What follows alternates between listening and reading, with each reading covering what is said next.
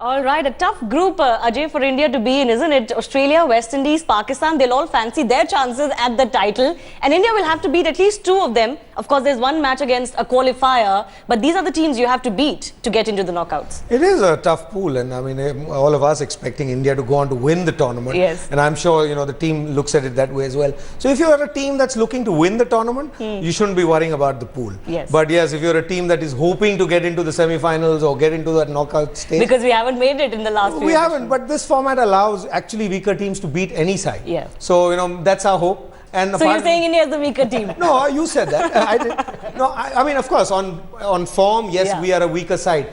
And we've been weaker side in New Zealand, in South Africa, the conditions were different. In the Asia Cup. And the bowling matters when you play test match in one day. Yeah. Whereas it doesn't matter as much in 2020. So I'm hoping that our batsmen will make up for it. All right, Dada, who are your favourites for the title?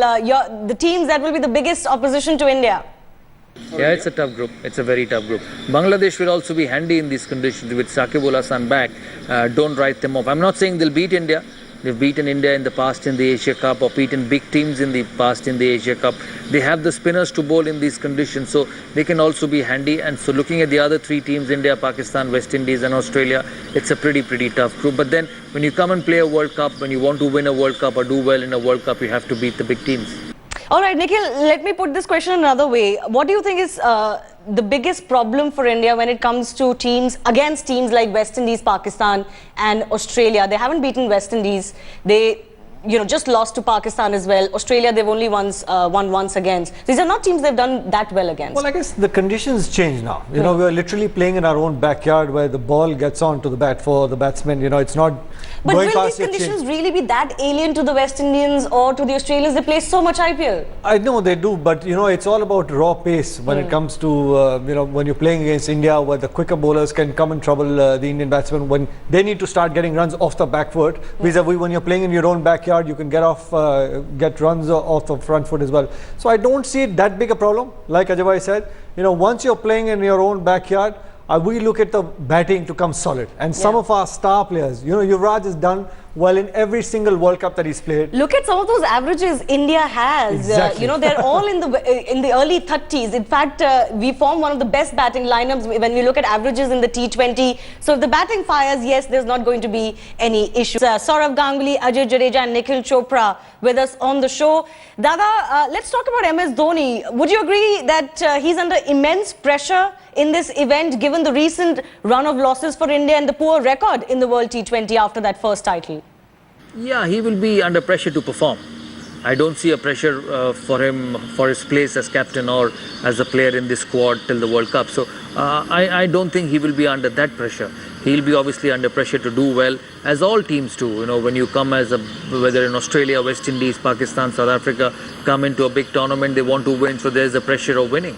And that's a good pressure to have. You just cannot go into a tournament thinking that you can't win. So there will be pressure in a different way on Mahendra Singh Dhoni, and he's been in this pressure before. This is his fourth T20 World Cup as captain. He's captained India in 2 Champions trophies. He's captained India in a World Cup which they won in 2011 in Bombay. So he's seen this before. It's nothing new. And with his cool and calm composure, I think he'll handle it. Ajay, what do you think? How does a captain who's just taken a break and now come back, and the team has been losing on a trot in all formats, so as to say, how does he turn around in a major tournament like this? I think he should look at this as an opportunity because, as you said, I mean, rightly, that he hasn't had a good run, and the team.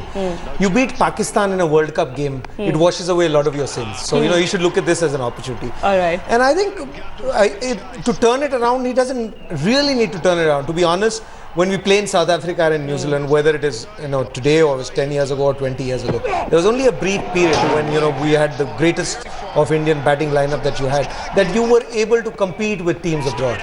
Apart from that, I mean, the 25-30 years that I've been watching cricket, I don't remember a time that we've gone abroad and, you know, beaten the opposition.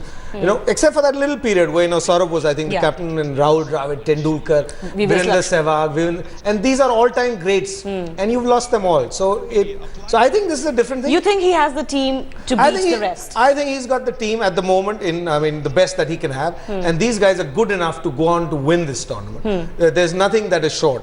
Our bowling will always be our second part, no matter how good our bowlers have been. We've had Srinath, Anil Kumble, you know, they're also your greatest of all-time greats. But even then, your bowling was your weaker link. Yes. Because we are fortunate to have great batsmen in our country, and this will always be the case. All right.